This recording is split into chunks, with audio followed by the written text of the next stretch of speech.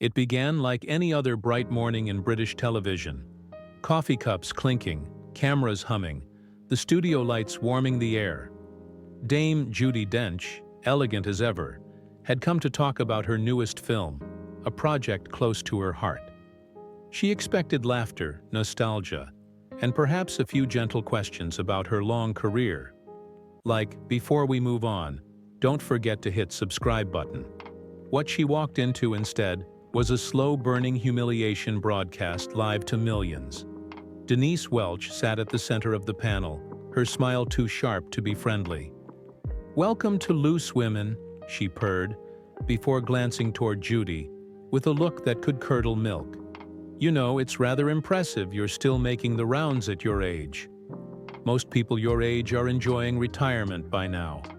For a heartbeat, everything stopped. The laughter cue died in the air. Even the producers behind the cameras seemed frozen. Judi's smile never faltered. "When you love the work, you never quite put it down," she replied, her tone smooth as silk, but her eyes glinting with warning. That should have been the end of it, but Denise pressed on. Sure, she said, waving a dismissive hand. "But how many more spy films can one person cling to? Isn't it time to step aside for someone younger?" The table went quiet. Ruth Langsford tried to interject, mumbling something about celebrating Judi's success, but Denise bulldozed right over her.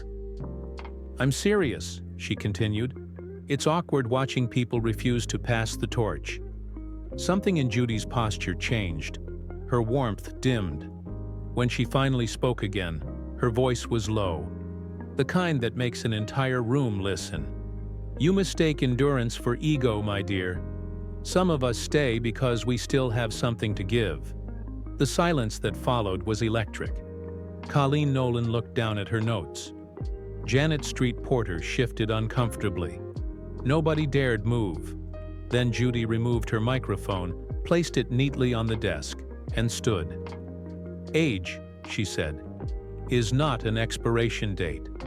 And with that, she turned and walked off the set, her exit quieter than the applause that followed, but far more powerful. In that moment, Loose Women wasn't just another talk show. It was a mirror, and what it reflected left Britain stunned. The silence that followed Dame Judi Dench's departure felt endless. Cameras kept rolling, though no one seemed to remember they were live. The audience sat in stunned disbelief, half expecting her to walk back in and turn it all into a misunderstanding. She didn't. The sound of her heels had already faded down the corridor, leaving only the echo of what had just happened. Denise Welch sat frozen, her confident smirk replaced by something tight and uncertain. Ruth Langsford broke first, trying to fill the dead air with a nervous laugh that didn't convince anyone. "Well, that was unexpected," she said softly, her eyes darting toward the producers behind the glass wall. No cue cards, no rescue, just chaos. The director's voice crackled over the intercom. "Cut to commercial. Now. Now." The broadcast abruptly switched to an ad for laundry detergent, but the damage was already done. Clips of the confrontation had been captured, clipped, and shared online before the broadcast even ended. Within minutes, Loose Women was trending across every social platform in the country. Inside the studio, the air had gone cold. Denise tried to laugh it off, forcing her usual bravado. "Oh, come on," she said, turning to Ruth. "People are too sensitive these days. It's just conversation." Ruth's look could have cut through steel. "That wasn't conversation, Denise. That was humiliation." Janet Street Porter stood and walked out without a word. Colleen Nolan followed, shaking her head. Denise called after them, but neither turned around. By the time the show returned from commercial, only Ruth and Denise remained on set. The producer's voice came through the earpiece again, strained and sharp. "Wrap it up. Apologize if you can." Denise forced a smile that didn't reach her eyes. "Well, ladies and gentlemen," she said, her voice suddenly small. "That got a bit heated. Dame Judi, if you're still watching, but she stopped mid-sentence. Maybe pride got in the way, or maybe she realized any apology would sound hollow now. The segment ended with an awkward goodbye and a shot of Ruth looking directly into the camera, her expression unreadable. Viewers were furious. Not just fans of Judi Dench, but everyday people who saw the exchange as a symptom of something uglier beneath British television's glossy surface. Morning radio hosts dissected the footage like it was a national scandal. Evening news programs replayed the clip with slow-motion reactions and expert commentary on respect in entertainment. By mid-afternoon, statements began pouring in. ITV released a short, sterile press note. "We regret any offense caused during today's broadcast and are reviewing the segment internally." It did little to stop the outrage. Meanwhile, Judi Dench had already left London. Her car drove quietly through the drizzle toward the countryside. Her publicist sat beside her, phone buzzing non-stop. Judi stared out the window, her expression calm, almost detached. "They'll make a circus out of this," she said finally. "But I'm done performing for people who mistake cruelty for honesty." Back at the Loose Women studio, Denise sat alone in the dressing room. The mirror lights buzzed faintly, her reflection pale and tired. She scrolled through her phone, thousands of notifications, none kind. Clips of her sneering face looped endlessly with captions like, "disrespectful," "uncalled for," and "career over." She tried to post a defense, deleted it, rewrote it, deleted it again. The internet had already decided her fate. Producers knocked on her door, speaking in careful tones. "PR wants you to issue a formal apology," one of them said. "Something sincere. Judi's team isn't responding." Denise exhaled shakily. "She's the national treasure. I'm the villain. That's the headline, isn't it?" No one answered. By evening, the story had evolved from gossip to reckoning. Newspapers printed side-by-side photos. Judi serene in pearls, Denise mid-sneer, mouth open mid-insult. Commentators called it the moment civility died on daytime TV. Others praised Judi's composure, describing her walkout as a masterclass in dignity under fire. The following morning, Judi's representatives released a single statement. Dame Judi Dench appreciates the support shown by viewers.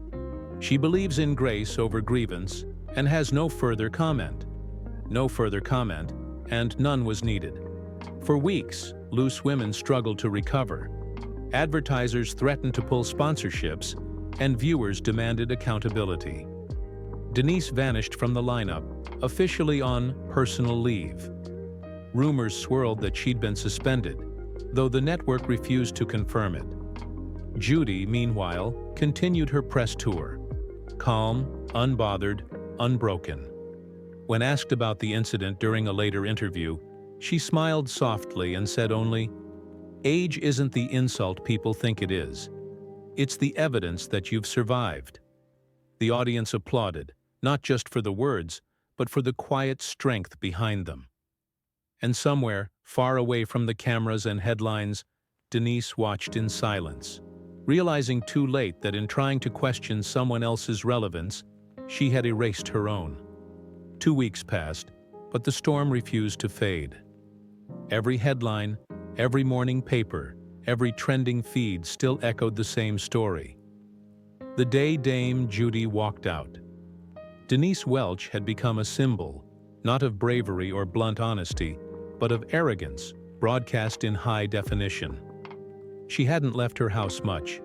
Reporters camped outside her gates, cameras flashing whenever her curtains shifted.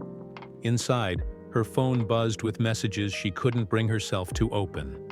Friends offering advice, strangers offering judgment, agents offering silence. Her world had narrowed to 4 walls, regret, and replayed footage. At first, she told herself it was unfair, that everyone had blown things out of proportion. But as the days stretched into weeks, the anger drained out of her and left something far more painful. Clarity. She rewatched the clip one night, alone. the TV light flickering across her face. There she was, leaning forward, voice raised, mocking. She didn't see a confident host. She saw someone cornered by her own bitterness. "When did I start sounding like that?" she whispered. Meanwhile, Judi Dench had returned to work. Her film premiere approached, and though journalists kept probing for comment, she always deflected gracefully. "I'd rather talk about the story we created," she'd say, smiling. "That's where my heart still lives." But behind that warmth was exhaustion. Fame had never been her shield. It was her stage, and now it felt heavier than ever. She received letters, hundreds of them, from strangers thanking her for her dignity, for standing tall. Some enclosed poems, others photographs of grandmothers, each note ending with the same sentiment. "You reminded us that respect still matters." Late one evening, she sat in her study, the fire crackling softly. Her assistant entered with an envelope marked in hurried handwriting. From Denise Welch. Judi stared at it for a long moment before opening it. "Dame Judi, there aren't enough words to undo what I said. I don't expect forgiveness, but I needed to tell you that watching that interview back was like looking at a stranger. I was cruel because I was afraid of fading away, afraid that the industry I love doesn't have room for women like us. You didn't deserve that. No one does. I'm sorry." Judi read the letter twice. There was sincerity in every line, raw, clumsy, human. She placed it gently on the desk and whispered, "Fear makes fools of us all." A week later, Loose Women announced Denise would return for a live segment titled "Owning Our Mistakes." The announcement divided the public. Some accused the show of chasing ratings. Others were curious to see whether Denise could face the fallout with honesty. The day of the broadcast, Denise arrived early. No entourage, no designer gown. Just a simple navy blouse and a notebook she kept clutched to her chest. Backstage, producers gave her nervous nods. The same director who'd shouted, "Cut to commercial" weeks before, avoided her gaze. When the red light blinked on, she took a deep breath. "Before we begin," she said, "I want to talk about something I did wrong." Her voice wavered, but she didn't stop. "I spoke cruelly to someone who's given this country more than most of us ever will. I let my insecurities speak louder than my respect, and I've had to sit with that.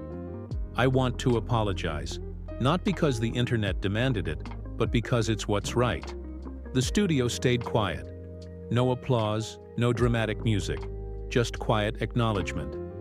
Denise exhaled slowly and continued with the show, softer this time, humbler.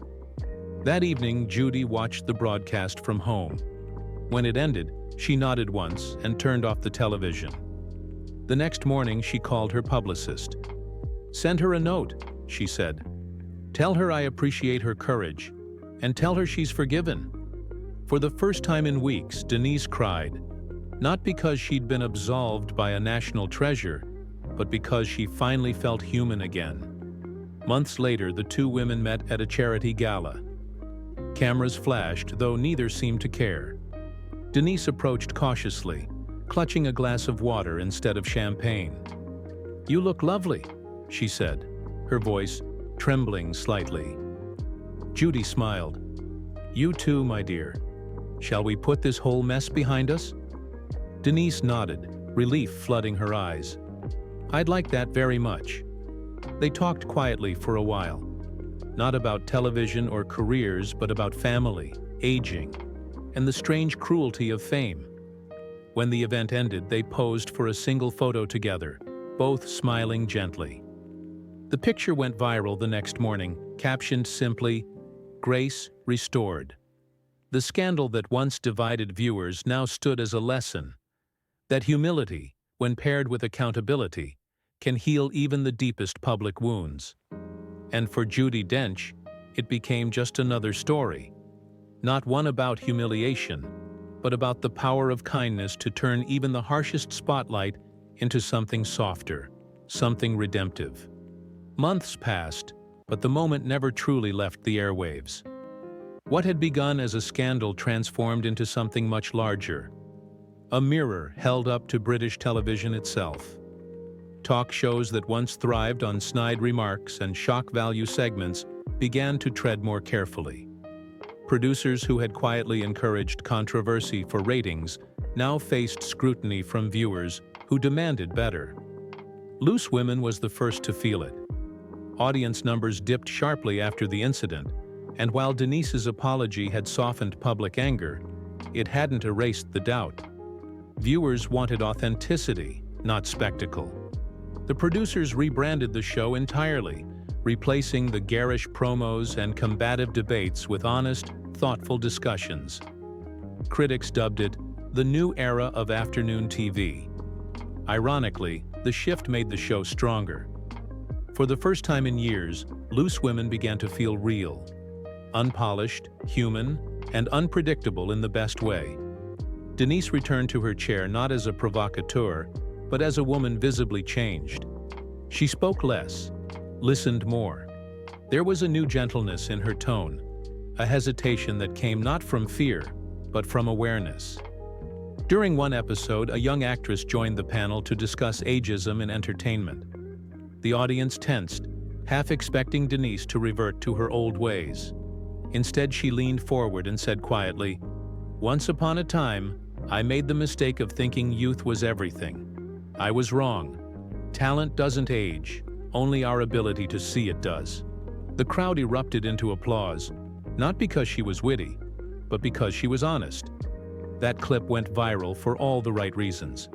Headlines that once condemned her now praised her transformation. From scandal to self-reflection, one magazine wrote, Denise didn't seek redemption. She earned it, one conversation at a time. As for Dame Judi, life moved at her own graceful pace. Her new film premiered to critical acclaim, not because of the drama that had preceded it, but because her performance reminded the world why she was still working, and why she should be. The scandal became a footnote in her legendary career, though it left an undeniable mark on the industry. One evening, months later, Judi received an invitation, a televised special titled Women of Influence, The Icons Who Shaped Us. It was a tribute to trailblazers across generations. She hesitated at first, then agreed. The producers sent a guest list. Among the names was one that made her pause: Denise Welch. The night of the broadcast, the theater glowed with golden light. Actresses, journalists, and artists filled the room. Judi sat near the front, her silver hair softly illuminated under the stage lights. When Denise took the stage to present an award, there was a faint murmur through the audience. Curiosity, admiration, disbelief. Denise spoke from the heart. "When I first sat on a panel show, I thought being bold meant being loud. I thought truth needed to sting to be real. But then I met someone who showed me that grace can be louder than any insult." She paused, scanning the crowd until her eyes found Judi's. "Dame Judi Dench taught me that dignity isn't about silence. It's about restraint. I will never forget that." The audience rose in applause. Judi smiled, not grandly but warmly, the way a teacher might when her student finally understands the lesson. When the applause died down, she lifted her glass in a small toast. Later that evening backstage, Denise approached her once more. "You know," she said softly, "it's strange. I thought losing my reputation would be the end of me. Turns out it was the beginning." Judi chuckled, eyes twinkling. "That's the secret they never tell you about falling from grace," she said. "If you land right, you rise taller." The two women shared a brief hug before parting ways again. No cameras this time, no audience, just mutual respect. The next morning, newspapers carried the photo of that embrace. The Times called it a moment of British redemption. Online, fans celebrated not just the reconciliation, but what it symbolized: the possibility of growth in an age obsessed with outrage.